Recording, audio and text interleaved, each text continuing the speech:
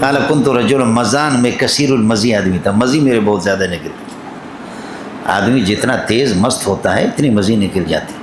سمجھ رہی ہے کہ طاقتور آدمی منی تو ایک دو مرتبہ یہ کہ دن میں، وہ بھی طاقتور لوگوں کی ہفتے میں یا مہینے میں، لیکن مزی تو سمجھے وہ کئی مرتبہ ایک دن میں بیوی کے ساتھ کھیلتے ہوئے بھی. میں کثیر المزی آدمی تھا، یہ اتنا طاقتور اور شادیوں کا اتنا شوقی تھا کہ حضرت اماں فاطمہ کی موجودگی میں اس کو دوسری شادی کی اجازت نبی نے نہیں دی. علی نے کوشش کی کہ میں دوسری شادی کروں. عاتقہ سے ابو جہل کی بیٹی کا پیغام آ گیا، وہ تو مسلمان ہو گیا. حضرت اکرمہ بھی مسلمان ہو گیا، ابو جہل کا بیٹا بھی مسلمان ہو گیا، اور حضرت عاتقہ ان کی بیٹی وہ بھی مسلمان ہو گئی. تو انہوں نے خود پیشکش کی کہ علی شادی کرو. علی نے بڑی کوشش کی لیکن نبی نے اجازت نہیں دی. فرمایا میں یہ نہیں کہتا کہ دوسری شادی ناجائز ہے، کرے دوسری تیسری چوتھی کرے، لیکن علی کو کہہ دو کہ میری بیٹی کو طلاق دے دو. میں اپنی بیٹی کے ساتھ بطور سوکھن کے ابو جہل کی بیٹی کے ساتھ بطور سوکھن دینے کے لیے تیار نہیں. میری بیٹی کے سوکھن ابو جہل کی بیٹی بنے. لا تجتمع بنت عدو اللہ و بنت حبیب اللہ فی نکاح رجل واحد، ابو داؤد کی روایت ہے. عدو اللہ اور حبیب اللہ کی بیٹیاں آپس میں جمع نہیں ہو سکتے. میں نہیں کہتا کہ دوسری شادی ناجائز ہے، کرے، لیکن علی کو کہہ دو کہ میری بیٹی کو طلاق دے دے. علی کہاں طلاق دے سکتا تھا؟ اس لیے حضرت کے وصال کے بعد اماں فاطمہ 6 مہینے زندہ رہی، اور 6 مہینے کے بعد اماں جی کا وصال ہو گیا. اس کے بعد علی نے بیک وقت چند دنوں میں 4 شادیاں کی. رکاوٹ ہٹ گیا، 4 شادیاں کی اور 14 لونڈیاں رکھی. تو لوڈی اعتکاف کے لیے رکھتا آدمی، لوڈی کس لیے ہوتا ہے؟ تو 4 اور 14 کتنے ہو گئے؟ 18 ہو گئے. اس لیے شیعوں کا ایک گروپ کا مذہب یہ ہے کہ 18 شادیاں. فَانْكِحُوا مَا طَابَ لَكُم مِّنَ النِّسَاءِ مَثْنَىٰ، 2 کتنے ہو گئے؟ وَثُلَاثَ 3 6 اور 4 اور 4 8 اور 10 18، اور واو جمع کے لیے لہذا 18 جمع کرو. سمجھتے ہیں؟ فَانْكِحُوا مَا طَابَ لَكُم مِّنَ النِّسَاءِ مَثْنَىٰ وَثُلَاثَ وَرُبَاعَ جَامِعِينَ بَيْنَ 18. واو جمع کے لیے لہذا جمع کرو 18. ہمارے یہاں جمہور کے یہاں یہ ہے کہ تکرار معنی ہے، سمجھ، تکرار لفظ ہے، تکرار معنی ضروری نہیں ہے، سمجھتا ہے؟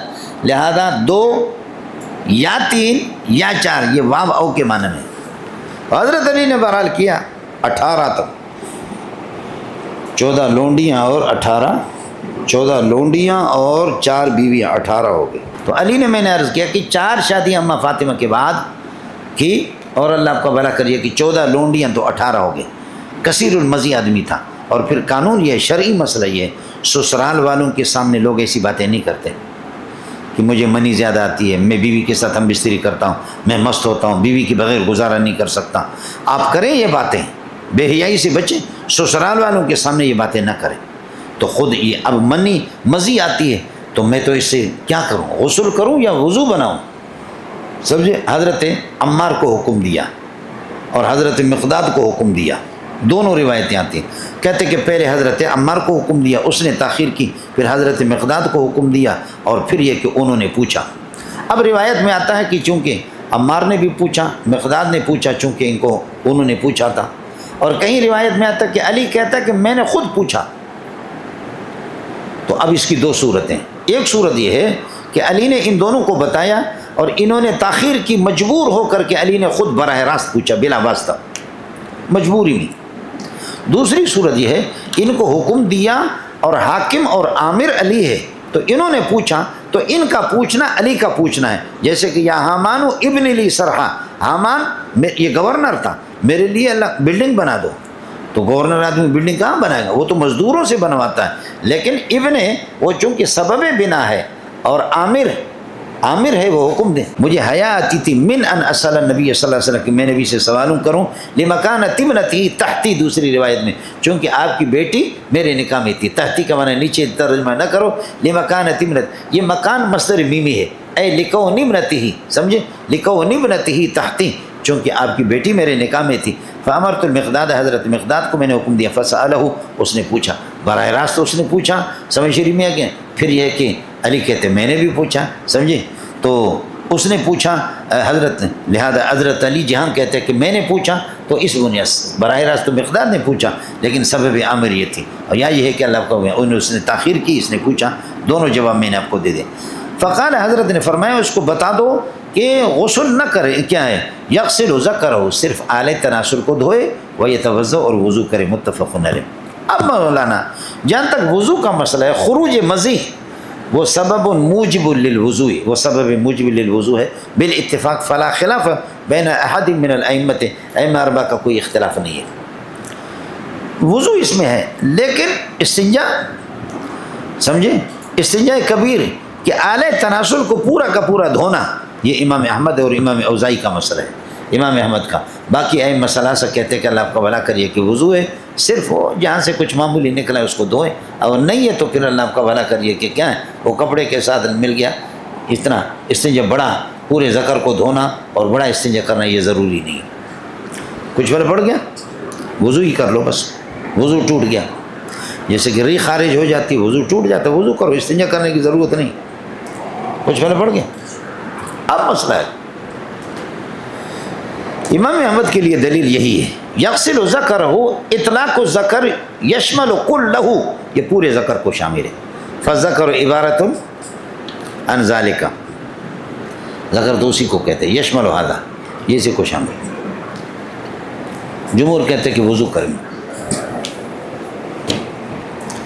حضرت سہل بن حنیف کی روایت ہے، کنت القی شدۃ من المزی، میں مزی سے بہت مجھے تکلیف تھی، خروج مزی سے. کنت القی شدۃ من وکنت اکثر الاغتسال منه، اور میں کثرت سے اس سے وضو کر.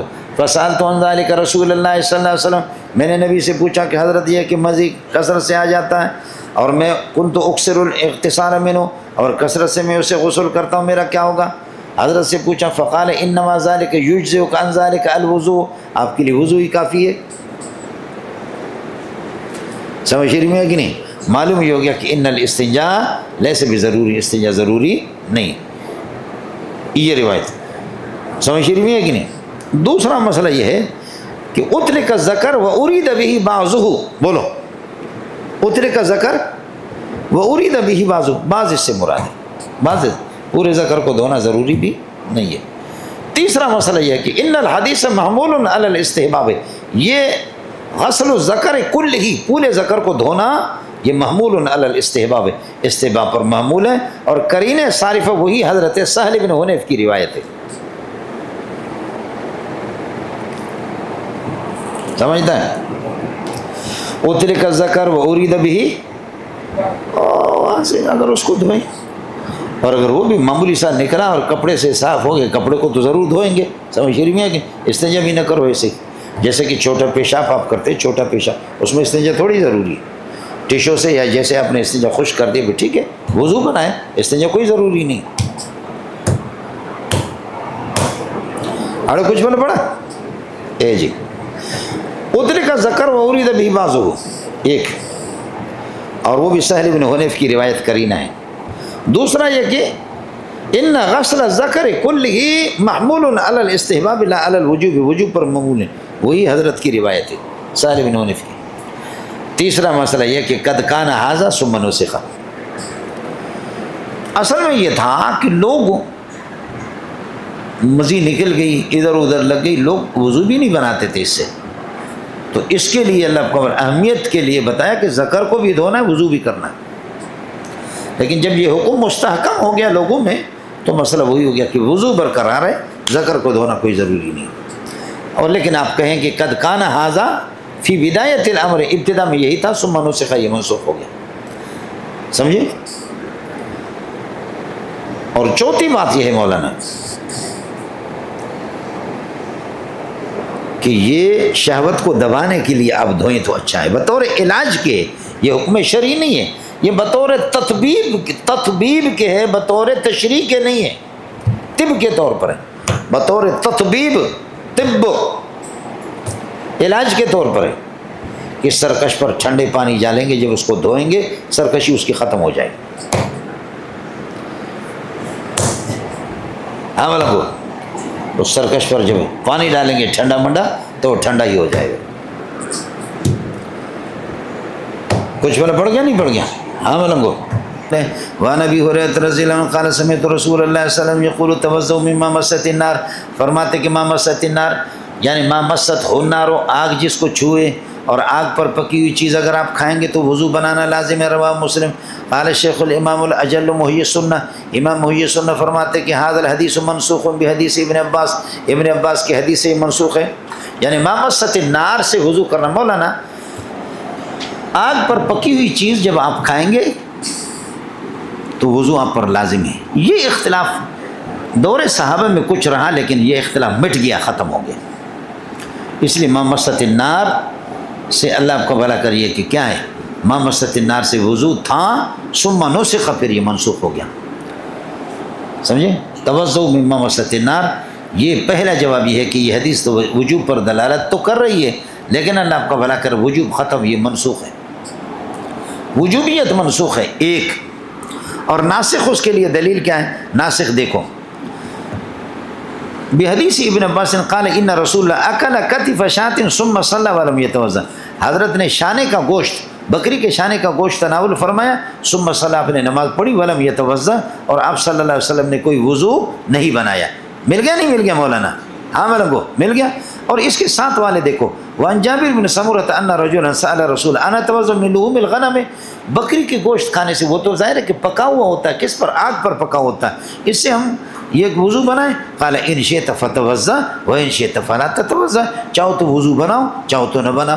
ظاہر ہے کہ واجب کے اندر شیت نہیں ہوتا، واجب میں تو کرنا ہے ہر صورت میں، تو معلوم یہ گیا کہ وجوب نہیں ہے، سمجھے؟ یہ منسوخ ہے، وجوب منسوخ ہے، یہ دو۔ اور تیسرا اللہ آپ کا بھلا کریے کہ اگلے والی روایت 307 کو دیکھیں گے کہ دودھ پیا نبی پاک صلی اللہ علیہ وسلم نے صرف کلی کیا، اور فرمایا کہ اس میں چکناہٹ ہے، باقی آپ صلی اللہ علیہ وسلم نے وضو نہیں بنایا۔ یہ تین، اس سے آگے جا کر کے 309 نمبر روایت پر دیکھو، 309، ویسے آپ کے باب کے لحاظ سے نمبر 10 پہ دیکھو، ان سوید بن نعمان انه خرج مع رسول اللہ عام خیبر، خیبر کے موقع پر حضرت حتی اذا كانوا بالصحابہ، یہاں تک مقام صحابہ میں پہنچے، وہی من ادنا خیبر، یہ خیبر سے قریب تر ہے ایک، دوسرا یہ کہ ادنا کا ترجمہ جیسے نیچے لکھا اسفل، یہاں یہ نشیبی علاقہ نیچے خیبر کے، یہاں صحابہ میں پہنچے تو آپ نے عصر کی نماز، ثم دعا بالازواد، پھر توشے منگا دیے، فلم یوتا، کوئی کھانے کی چیز نہیں لائے گی آپ کے پاس مگر الا بالسوی کے ستو، فامر به، پس آپ نے حکم دیا کہ اس کو پانی کے ساتھ بھگو دیا جائے، فسری، اس کو بھگویا گیا، فاکل رسول اللہ، اور ستو آگ پر یہ ہے کہ بنایا جاتا ہے، ثم قام الى المغرب فمزمز ومزمز ثم صلى ولم يتوضا، یہ تیسری روایت ہے کہ آپ صلی اللہ علیہ وسلم نے ما مست النار سے، اللہ آپ کا بھلا کریے کہ اس کے کھانے سے آپ صلی اللہ علیہ وسلم نے کوئی وضو نہیں بنایا۔ اڑے منڈیا مل گیا نہیں مل گیا؟ یہ تین۔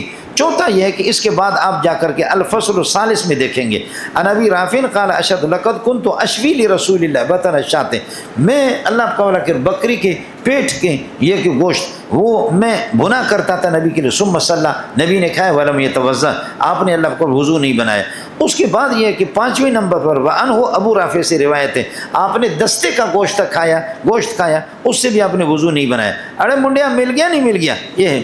اور اسی کے آخر میں اللہ آپ کا بھلا کریے کہ کیا، ولم یمس مان، یہ 5واں ہو گیا، سمجھے؟ اور اسی طریقے پر اللہ آپ کا بھلا کریے کہ آگے جا کر کے آپ دیکھیں گے 6 نمبر پر، انس بن قال كنت انا وابي وابو طلحه جلوس فاكلنا لحما وخبزا، ہم نے گوشت کھایا، ثم دعوت بوضوء، پانی منگایا، فقال لما تتوضا، فقلت لهذا الطعام الذي اكلنا، بھائی یہ جو کھانا ہم نے کھایا آگ پر پکی ہے، فقال اتتوضا من الطيبات، پاکیزہ چیزوں کے کھانے سے وضو بناتے، لم يتوضا منهم من هو خير منك، تجھ سے بہتر محمد نے اس سے وضو نہیں بنایا، تو کیوں بناتا؟ یہ 6-7 روایتیں یہ سب ناسخ ہیں۔ تو پہلی بات یہ ہے کہ قد کان ھذا ثم نسخ، یہ تھا پھر منسوخ ہو گیا۔ دوسرا یہ ہے کہ ان الحدیث توضؤ مما مست النار محمول علی الاستحباب، یہ استحباب پر معمول ہے۔ تیسرا یہ کہ وضو کا معنی دھونا، ایک وضو شرعی ہے جس کو 4 اندام کہتے ہیں، بولو، ایک وضو شرعی ہے، یہ اخص مطلق ہے، اور ایک وضو لغوی دھونا، آپ نے کلی کر لی، اس کو لغوی طور پر وضو کہتے ہیں. ہاتھوں کو دھویا، اس کو بھی وضو کہتے ہیں. جیسے کہ ترمذی میں آپ پڑھیں گے من برکت الطعام الوضوء قبلہ والوضوء بعدہ. بولو من برکت الطعام الوضوء قبلہ والوضوء بعدہ. یہ کھانے کی برکت ہے، اس سے پہلے بھی وضو، اس کے بعد. اس وضو سے مراد ہاتھ دھونا ہے، کھانے سے پہلے بھی ہاتھ دھوئے، کھانے کے بعد بھی.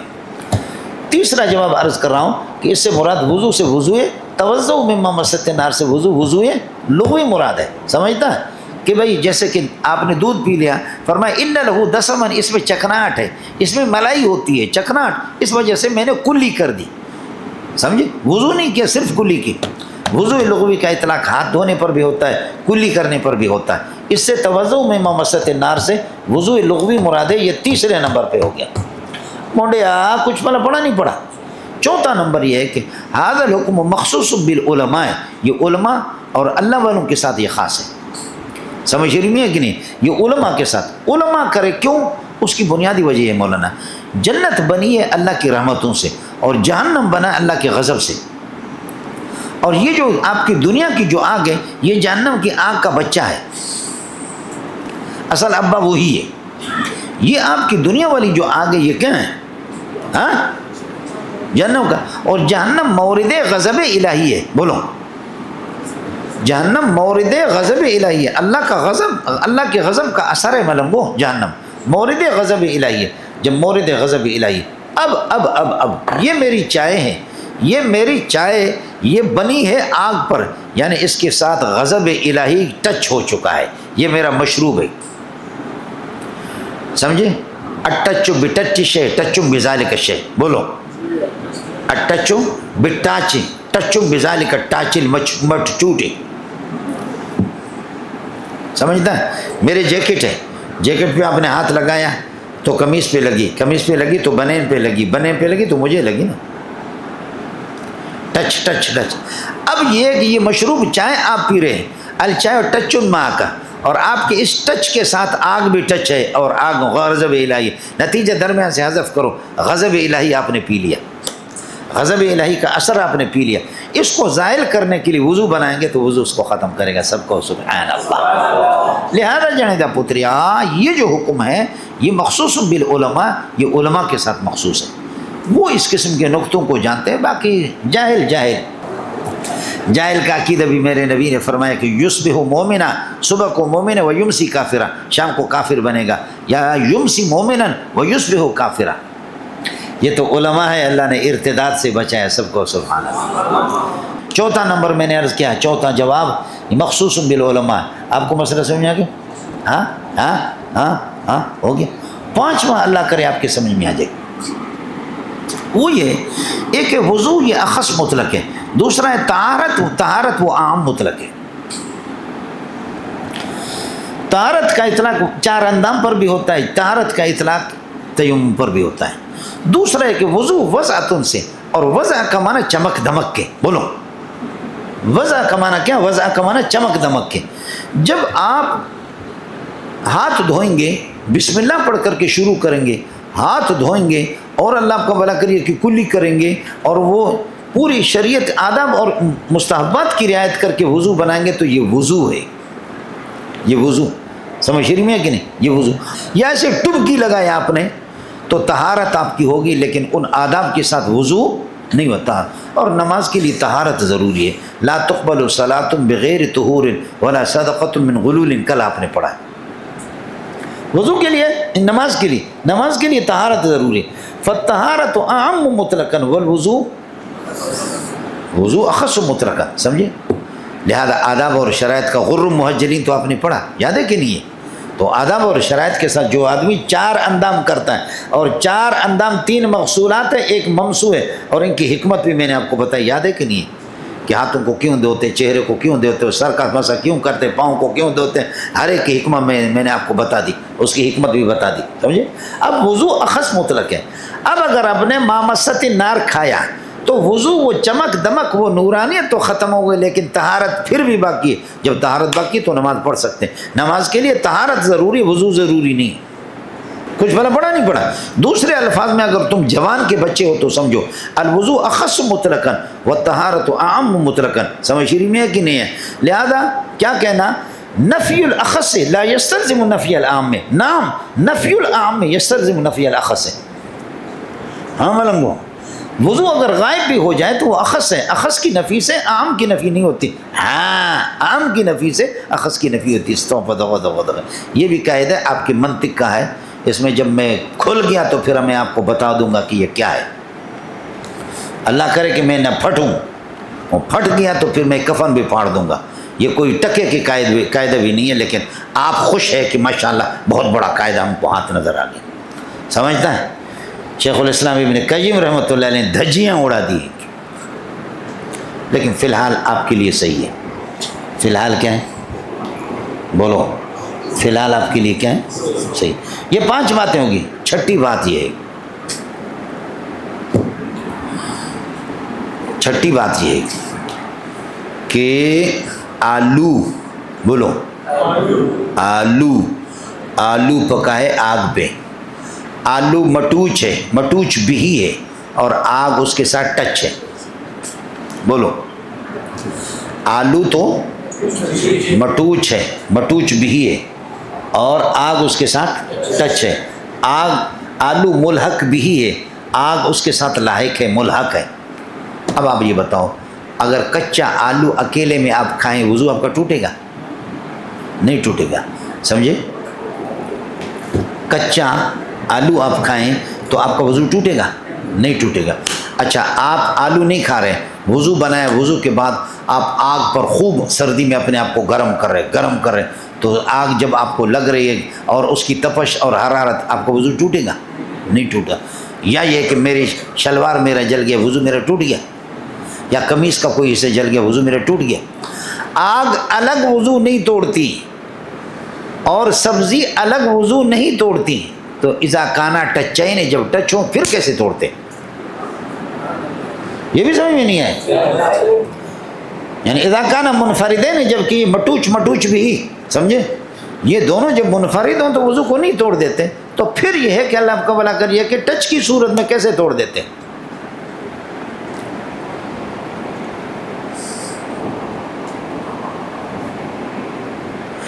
پھر سمجھو، شے اپنے منافی سے کبھی، شے کا جو قاطع اور منافی ہوتا ہے، شے کا جو قاطع اور منافی ہوتا ہے، شے اس سے بنتا نہیں، بگڑتا ہے۔ جو کسی چیز کے منافی اور قاطع ہو نا، وہ چیز اس سے پھر بنتی نہیں ہے۔ آیا مسئلہ سمجھ؟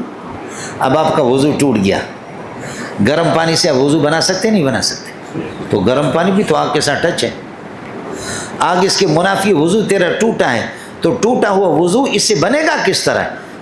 شے کے منافی سے چیز بنتی نہیں ہے اور تو بگڑتی ہے، تو وضو آپ کا کیسے بنے گا؟ آپ کو مسئلہ سمجھ میں نہیں ہے؟ یہی اشکال حضرت ابن عباس نے حضرت ابو ہریرہ کے سامنے پیش کیا، کہا کہ ابو ہریرہ پہلے تولو پھر بولو، بولو، کہا ابو ہریرہ پہلے کیا کرو؟ تولو پھر بولو۔ کیا ہم تیل استعمال نہ کریں؟ تیل بھی پانی اس پر، آگ پر گرم کرتے، کیا گرم پانی سے ہم وضو نہیں بنائیں گے؟ ابو ہریرہ حیران ہو گیا، سمجھے؟ یہ آدمی فقیہ تھا، سمجھ شریف میں، اس لیے گویا کہ یہ حدیث معلول ہے، اصول کلیہ کے خلاف ہے، سمجھے؟ سندن جتنے بھی ٹھیک ہو، سمجھے؟ اصول کلیہ کے خلاف ہے، اس لیے متروک ہے۔ ارے ہون سمجھ میں آگے نہیں ہے؟ اے جنہ پتر، اس چیز کو فقہا جانتے ہیں۔ ابن عباس فقیہ تھے اور ابو ہریرہ فقیہ نہیں تھا، مقصر الروایت، کثیر الروایت بھی ہے، لیکن فقیہ نہیں۔ هذا منسوخ بحدیث ابن عباس قال ان رسول اللہ صلی اللہ علیہ وسلم ثم صلى ولم يتوضا، متفق علیہ جنہ پتر۔ وان جابر بن سمرہ ان رجل، اور آپ نے شرح النخبہ پڑھا ہے، قال كان آخر الامرين من رسول اللہ صلی اللہ علیہ وسلم ترک الوضوء مما غیرت النار، جابر کی روایت ہے، شرح النخبہ کا خانہ خراب کیا ہوگا آپ لوگوں نے، سمجھتا ہے؟ وان جابر بن سمرہ ان رجلا سأل رسول ان اتوضا من لحوم الغنم، بکریوں کی، بھیڑ بکریوں کی گوشت کے کھانے سے ہم وضو بنائیں؟ قال ان شئت فتوضا وان شئت فلا تتوضا، معلوم یہ ہو گیا کہ واجب نہیں۔ قال انا اتوضا من لحوم الابل، اونٹ کے گوشت کھانے سے؟ قال نعم فتوضا من لحوم الابل، اونٹ کے گوشت کھانے سے وضو بناؤ۔ امام احمد کا مذہب یہی ہے، سمجھ شریف میں ہے کہ نہیں؟ یہی مذہب، اور اس کے جوابات وہی 6-7 جوابات ہیں جو ہم نے ما مست النار کا دیا۔ اونٹ کا گوشت بھی کچا کو کوئی نہیں کھائے گا، اسی طریقہ بتائیں۔ سمجھے. لیکن سعید بن المسیب رحمۃ اللہ علیہ کا جواب، ان کا مذہب یہی ہے کہ کچا گوشت بھی کھانے سے اٹھ کر وضو ٹوٹ جائے گا. یہ انشاءاللہ دورے حدیث میں پھر آپ کا دماغ گھما دوں گا دورے میں، سمجھتا ہے.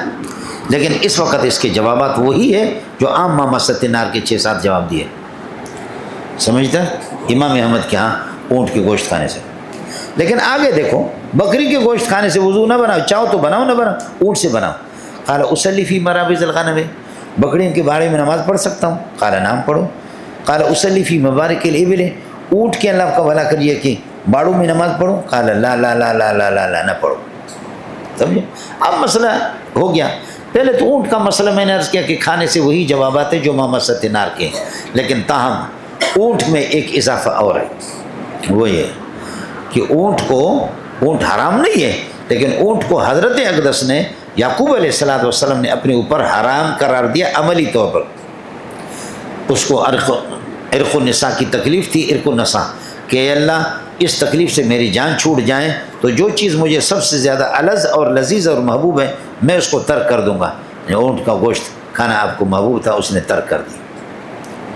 اس کے بعد یہ ہے کہ یہود نے ویسے ہی اپنے اوپر حرام قرار دیا، سمجھ شریف میں ہے کہ نہیں. تو فرمایا کہ ہم بطور شکر کے کہ ہمارے لیے تو حلال ہے، بطور شکر کے ہم وضو بنائیں.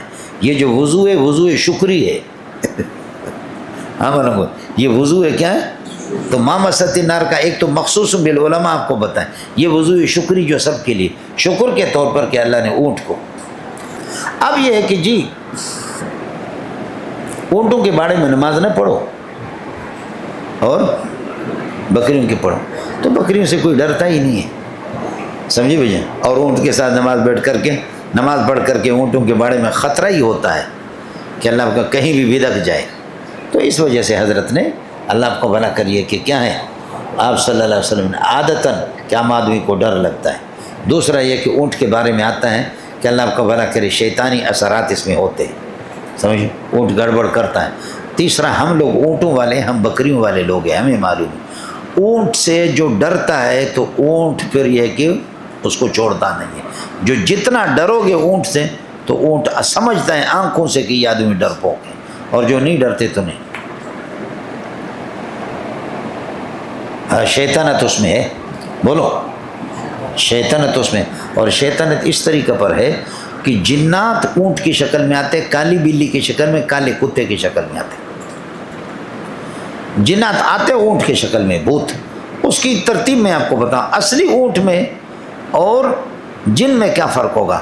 اگر اصلی اونٹ ہوگا تو وہ جگاڑی کرے گا، جانوروں کو جگاڑی کرتے ہوئے دیکھا، تو اصلی اونٹ ہوگا جگاڑی کرے گا اور گھاس کی بو ہوگی اس کے منہ سے.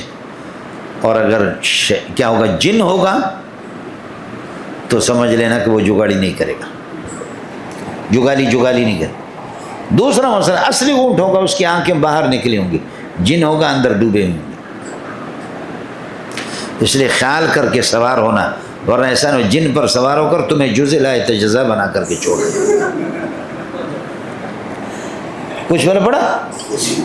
ہاں موڈیا آیا مسئلہ اس میں. یہ سانپ میں بھی اسی طرح، سانپ کی شکل میں اگر سیدھا جا رہا تو سمجھ لینا جن ہے. اور اگر تلتوی فی مشیتہا، اپنے چلنے میں پیچ در پیچ ہوتا ہے، اس طرح چلتا ہے، تو سمجھ لینا یہ اصلی سانپ ہے. سیدھا چلنا تو وہ جن ہے. مارنا نہیں، قتل نہیں کرنا، ورنہ اٹھا کر کے تمہیں یہ ہے کہ اس کو بل چاہیے کہیں ایسا نہ وہ سوراخ میں گھس جائے. ارے یار گھنٹہ دوسرے استاد کا ہو گیا، بس اس کو یہیں رہنے دو.